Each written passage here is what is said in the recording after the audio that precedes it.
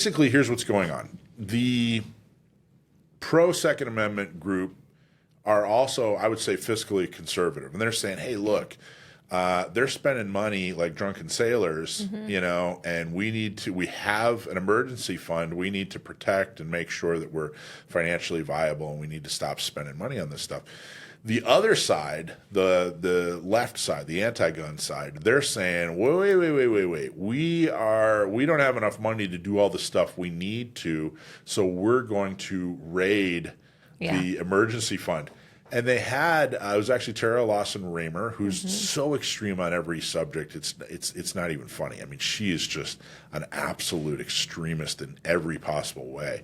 What an absolute She gave cunt. what's called the State of the County, which is like the state. You know how the president gives the State of the Union. Yeah. And her whole speech was, look, there's a lot of money in the county savings account.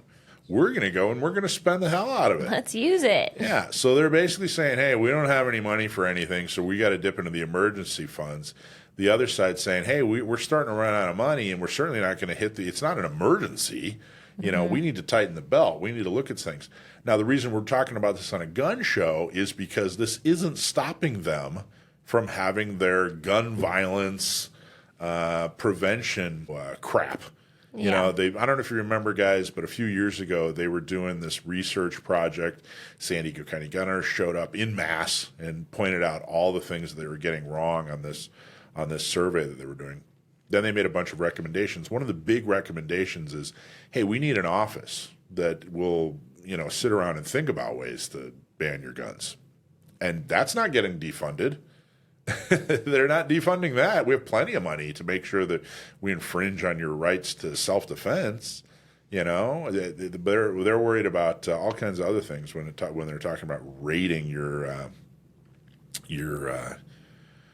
savings. You, the taxpayer in San Diego, this is your savings account. The county savings account is yours, and they're basically saying, hey, all these extremist views, including your right to keep and bear arms, that extremist view that you have, that you want to defend yourself from people and exercise a right given to you by nature, nature's God. Well, we want to make sure that we go into the emergency fund to fund a project to get rid of that right for you. So that's the first thing I wanted to bring up. So we're going to move on. Related to that, there was a report and some recommendations by their extremists that their extremist department trying to get rid of your gun rights, and we wanted to talk about that. Before I did that, does anybody any questions, comments, concerns on the budget?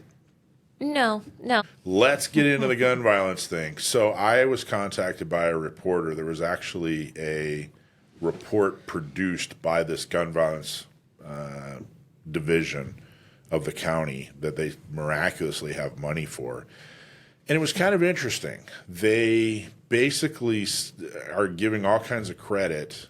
What happened was they found out that there's been a decrease in homicide. And the reporter who contacted me said, "Hey, what do you think? This gun violence thing, this gun violence department that you opposed, they were created last year. They were fully implemented, 6 months ago, and miraculously we have this reduction in homicide. What do you have to say for yourself?" Well, I said, well, it's wonderful news. There's a reduction in homicide, and I'm so glad that they're acknowledging that the expansion of carry permits in San Diego is doing some good. Now, they didn't actually acknowledge that. But if you look at the last 5, 6, 7, 8 years, in 2017, there were 1,100 CCWs issued. There are now over 24,000 issued. Now, that means two things. Number one, it means that people are able to defend themselves and there are fewer homicides. Number two, the whole, blood in the streets if people are able to carry a firearm didn't happen. It didn't turn into the Old West and the OK Corral. It turns out there are fewer homicides, either because of CCWs, which is what I'm pretty positive is happening, or at least, during the same time period where there are CCWs, there isn't a spike in homicides. So now, Dakota, you read the report, right?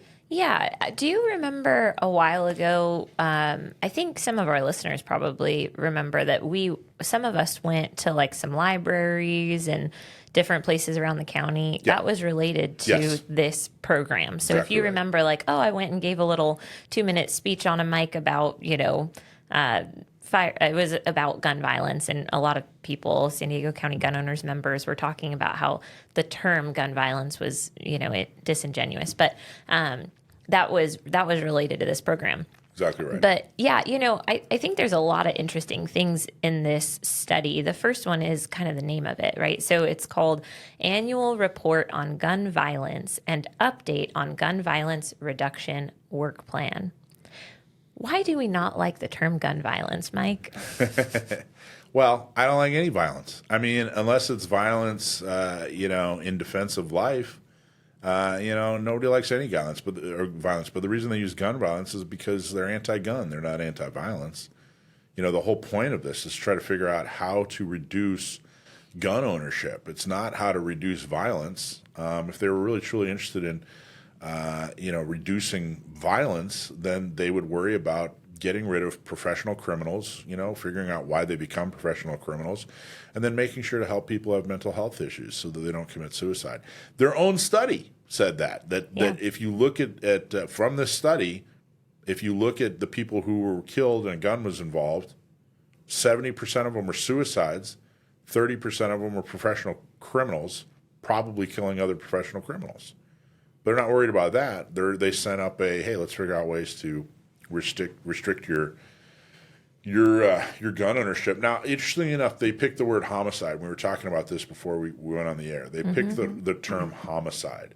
And what's interesting about that is they picked the word homicide because homicide is a completely neutral term when it comes to motivation. If you murder somebody, that is a subset of homicide. But murder is ill intent. You're trying to hurt somebody. You're trying to murder somebody. Homicide could be justifiable. It could be self-defense. It could be murder. It could be, it's basically any time a life is taken. Right. So they purposely picked homicide because they know that confuses people. Yep. And so they could pack their numbers so they could include every kind of death. Whether it's, hey, I was defending myself. Whether it's, hey, Dakota, you said they included law enforcement, right? Law enforcement involved shootings is a line item in their homicide table, which it is homicide, right? Yep. If law enforcement takes a life, that is homicide, just like but I found it very interesting that it's in a report about gun violence because Right. why are we conflating the two? Are we talking about violence with a firearm? That term sounds like it means it's a bad thing, but some homicides are not necessarily bad things. Some homicides are self-defense. Some homicides are defense of a law enforcement officer. That's not necessarily a bad use of a firearm. Or at the very least, there is a very different solution to those two issues or problems. I think the big thing is that they're using the term homicide, and Oxford defines it as simply the killing of one person Right. by another. Yep. And I think by using this term, we know what that means, but I think the population at large interprets it differently. I think they think of it as murder. I think they equate homicide with murder. Yeah. A lot of people that don't really understand the nuances between the two terms. And I think they're using that as leverage. Yeah, you think you're exactly Yeah. right. They continually pad their numbers. They do this all the time. They do this when they talk about school shootings. They redefine what you and I would think of as a school shooting. They include those numbers, but then they also include anything close to a school at any time of day Right. by any person. Right. When they talk about how kids, the most common death when it comes to children has to do with firearms. But then they're not talking about children. They're also talking about adults. They include 18 and 19-year-olds, and they further pad their numbers to make their narrative fit. Because the reality is, like we've been saying, the most effective self-defense tool in existence is a firearm. It is a better society. Human beings as a species are better off if we can effectively defend ourselves. So they have to go and lie and make things up and expand and pad their numbers and do all kinds of ridiculous things when they're trying to take that right away for whatever irrational, emotional reason. We also see that there's generally not that many homicides in San Diego County. Right. In 2024, there were 54 firearm-related homicide deaths in the whole county. 3.5 million people. It's such a tiny, tiny number. Yeah. And in this same report, they have a whole section about gun buybacks, and they have a section about privately made non-serialized firearms. And it's funny because they're talking about, basically the collection, or the ghost guns, right?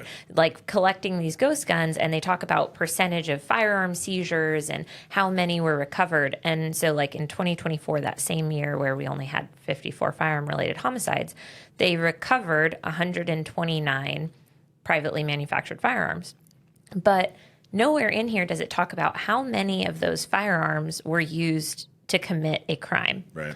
So they found them. This could be, let me just give a random example. Older gentleman who doesn't realize the laws have changed and has an unserialized firearm in his vehicle that he thinks is completely legal to own or possess or whatever. The highest quantities of these locations that they're finding ghost guns is like Ramona, San Marcos, Vista. If we're thinking about like, NorCal or North County, thinking about a lot of people have land, people probably have hobbies related to firearms more than you might in like, city area. Like Right. if you're thinking about San Diego itself, Imperial Beach, we see way less, things like that. But when you're thinking about a lot of these people may not have been committing a crime with the firearm. They just had the firearm found. They're a hobbyist. Yeah, they're a hobbyist that didn't understand the law changes or didn't know the laws have changed. And now they were in possession of a firearm that's illegal for them to possess. And so it got, recovered, it got taken from them. But nowhere in here does it talk about the fact that most of those firearms were not being used for the commission of a crime. And it makes it feel like maybe they're doing some really, really good in the world. Like, oh, we took so many off the streets. Were they on the streets? Were they being, I don't think so. Because if they could say 129 of these had been used in aggravated assaults and we got all 129, they would have that in the report. Right. But they don't have that in there because they did not actually stop crime from occurring with Right. these gun buybacks and these firearm seizures. And then, anyway, they or if there was like a warehouse where they were manufacturing these for, and they picked up 100 that would have gone to a gang or something like that. that would have made it. Maybe that would in have been the report. Yeah. About a year or two before they did the when people were showing up at libraries and that sort of thing, like you were talking about. About a year before that, and during that time, the anti-gunners were saying that there was an epidemic epidemic of gun violence. Right. And I was like, well, there's not an epidemic of gun violence. If you live in San Diego, you know that. Maybe in certain areas of the country, you could describe it as an epidemic of gun violence.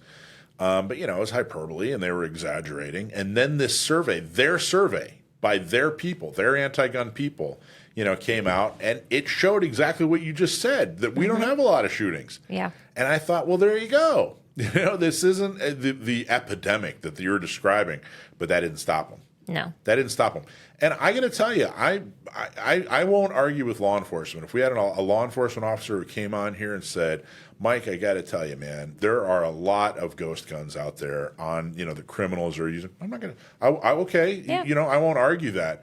But it's not about the criminals. When you change the law so that law-abiding citizens can no longer be a hobbyist and safely home manufacture their firearm that has a serial number on it, that went through all this, jumped through all the state's hoops, when you've completely eliminated peaceable, sane, trained, law-abiding people from the ability to do that, you're not worried about crime.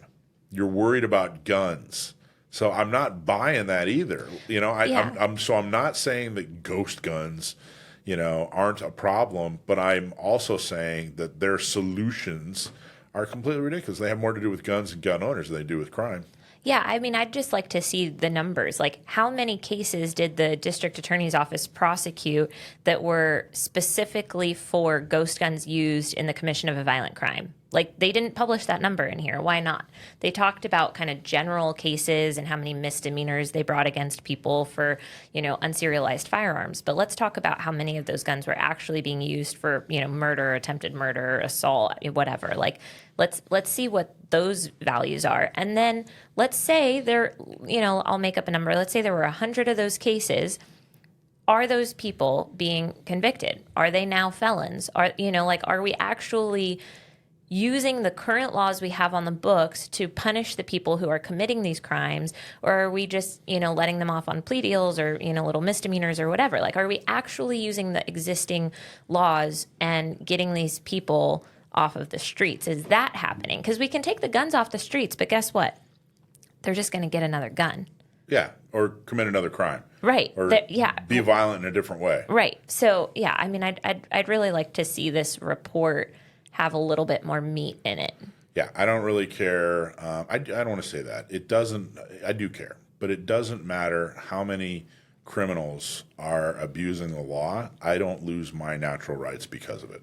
They need to focus on the right thing. Leave me alone. That's the same argument for the Glocks.